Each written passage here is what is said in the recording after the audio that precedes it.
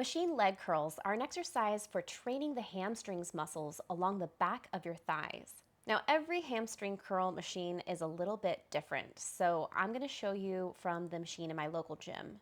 Just remember that the goal of the leg curl is to practice knee flexion, which is bending the knee backwards against resistance. If your machine looks a little different from mine, that's okay. Read the directions on the machine or ask your gym staff if you're unsure how to use the machine. Now have a seat in the machine and adjust the leg rests so that your legs fit comfortably within it. You want to start with your legs extended, your knees straight at the top position. Make sure that the lower cushion is located right behind your calves. Now sit tall in the machine and grab onto the hand rests if you can reach them. Take a deep breath and brace to begin the exercise.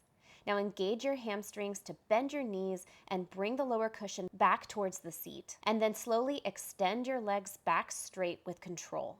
Down and back up is 1 repetition. Continue for the recommended number of repetitions in your training program before resting and adjusting the weight as needed. By the end of your set, you should feel your hamstrings burning along the back of your thighs.